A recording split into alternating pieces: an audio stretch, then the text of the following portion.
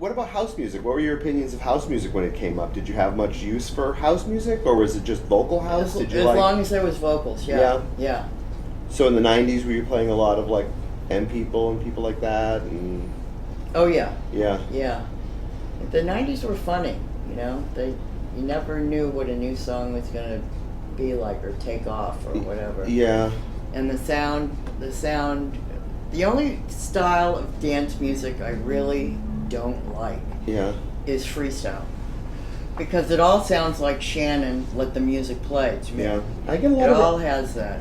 I think that there's a freestyle sort of rebirth happening, or a renaissance or something, because I get a lot of, not a lot of requests, but I feel like there's been a lot of kind of like talk about freestyle coming back recently, and I'm not a huge fan either.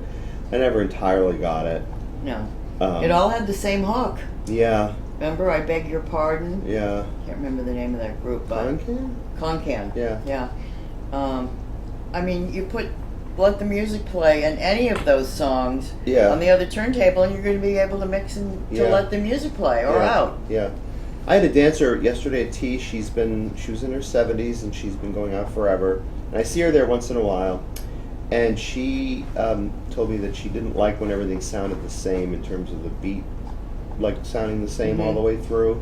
So from a dancer's perspective, I guess she was sort of thinking as a dancer, she would rather hear like a wider variety of sounds. But from a DJ's perspective, we kind of like a certain consistency because it makes beat matching Yeah. easier. And you also have to remember she's 70, Yeah, you know, and she probably loved the disco era, Right. and all that. Right. I'm 63, so I'm not that far from right, 70. right. But I don't go out. You don't go out. No. Do you think you need to, or do you not No. really? No. No. Just I don't really know any clubs. Yeah. You know. where you'd feel comfortable even Yeah. necessarily? Well, it's just late. It's too late for me. Yeah. You know, people go out. In the high, you know, it reaches the peak at like 11:30. And you're ready to, yeah. Yeah. So do you think relevance is overrated? I mean, do you think that the idea of having to stay relevant is overrated? I mean, like what would you like to see happen for you now? I mean, just a good tea dance to take off for you? Yeah. Something like that. Yeah. You know, I'd like to go. I would like to go to other clubs and Yeah. you know see what they like. But the manager at this place that I work, when after my first night, she was like, "Who are you? Where did you come from? Where did all this music come from? Where did all this good music come from? My other DJs don't play this kind of stuff." And I said, "Well, your other DJs aren't 63." Yeah. You know, and your other DJs probably use, you know, software controllers and all of that. Yeah. And they probably don't even know that music because it was more their parents' shtick. But when you were younger, you probably had a curiosity about older music, right? When you yourself were younger? I mean, in your teens and 20s, I mean, you must have been interested in When I was just a Motown and kid. all that, right? When I was just a kid, I had a transistor radio that was always like glued to my ear. Yeah. Carol Yeah. talks a lot about her early memories of Yeah. radio and, you know, Motown and all Yeah. that stuff, and influencing her musically till today, basically. Yeah, yeah. Well, my mom used to play Broadway musicals all the time. Yeah. So I know like every song. I know every word to every song on Camelot, I'm sure. Right. I also think that there's a connection between, for at least to me, between musical theater and DJing if you understand theatrics and drama and all that kind of stuff. Right. I feel like some of the better DJs that I know are people who are well versed in Right. show music. Yeah. Does that make sense to you at all? Yeah. This is old show music, though. Yeah, no, I know. Way But I old, mean, yeah. just sort of understanding, though, how you can make a night theatrical, Yeah. right? Oh, yeah, absolutely. And usually, it was just, you know, playing the right songs and building up the energy Right. to a peak. Right. And then bringing it down again. Right? And then bringing it down. There was some sort of article that I read somewhere that said the last half hour of anyone's night should be a lower tempo because there are less fights when you end the night on a lower beat. I always go down the last like 45 minutes of my Yeah. night at tea. I do. I instinctively do. I've always wanted to go down that low. Yeah, and you can Yeah. because it puts people in that space, that lower energy space. Yeah. Yeah. That's interesting. And they pointed out that it made a crucial difference in the amount of fights that they would have outside of the club. That's good. I feel a little validated now then, because that's good to hear. Because that's kind of what I like to do. So I that's would good. always start going down tempo with like pull up to the bumper and all that stuff. Because you can only stay this high for so long. Right, hot butterfly, Greg Diamond. Yeah. Yeah. So I would pick a song when I was still in the high energy that had a cold ending. Of course. And I could just start, like Yep. bum bum bum Yep. bum bum bum bum bum bum. Right. And people knew the song and they were Right. like, woo, Right. but and they were ready for a tempo change by yeah, then. they Right. probably were. Yeah. How do you feel about songs? I have a lot of DJ friends who, when I get nervous if people start to wander off the floor, they say, "Look, everybody needs to go get a drink." There are songs it's interesting. You want to churn the crowd enough so that they can go to the bar and get Right. a drink. So you don't need to panic every Right. time people leave the dance floor. Well, As long as you don't clear it. Yeah, exactly. As long as you don't clear it, I would look for that because the bar was right, like where Demetrius, Dennis, and Joe Savriano were. And this was at Metro? At Metro, Okay. yeah. And I would look at the bar to see how crowded it was, because if there was, not a full dance floor, I would notice. I'd look at the bars across the room. The bars would all be busy, and within 10, 15 minutes, I'd have a full floor again. Right. I never really emptied the floor. Ever? No. In your career? Not at Metro, no. Not at Metro. No, are you kidding? Yeah. You- Well, when it's if that you clear crowded, the floor there, where are they going to go? go? Right. Well, that's a good problem to have. I mean, Yeah. if it's so crowded, you don't run the risk of that. It gives you freedom. And it was definitely more crowded than any other night on Sundays. Yeah. Interesting. And that was where you really get the goosebumps on the back of your neck, little hairs standing up on their little, that how you get that like electronic feeling going through your neck.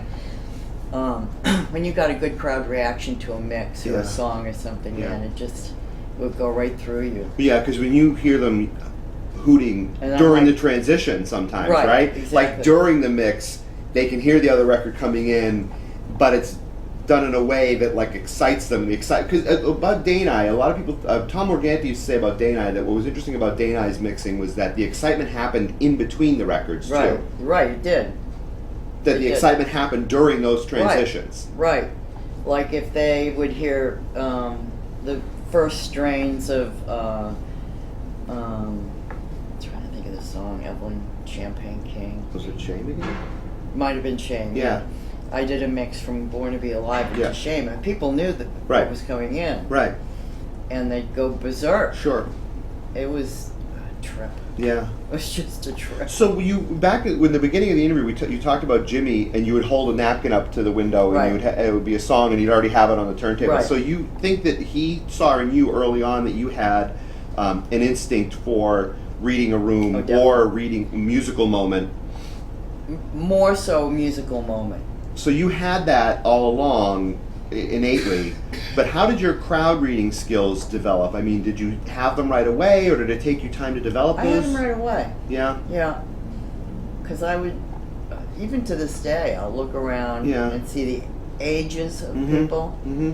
and determining when I'm determining what the next set of records would be. Yeah. Do you think luck plays a part though in any given, like some of your better nights, or It may. yeah? It may. Yeah.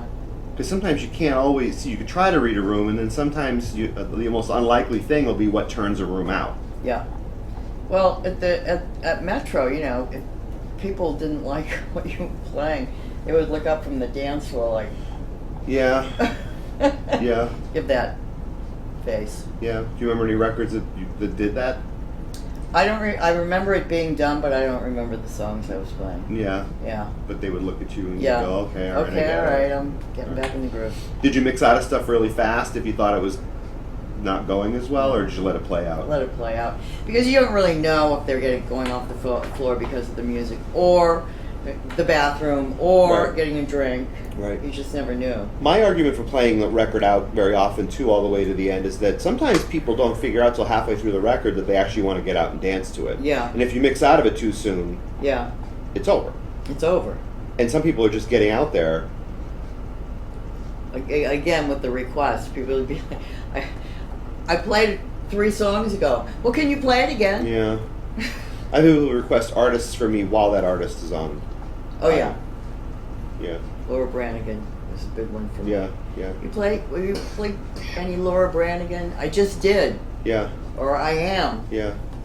What were the big Laura Branigan records? Gloria, right? Gloria, huge. Yeah.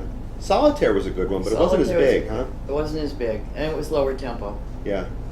Gloria was like, people went massive. crazy over that song. Yeah. Did you like it? Yeah, I did. Yeah. I did like it. So you have a pretty good feeling for pop music, right? Good pop music works for you. Good pop music works for me, but I don't want to be playing it for 3 or 4 months. Yeah. You know, Right. I always would listen to what the radio was playing. Yeah.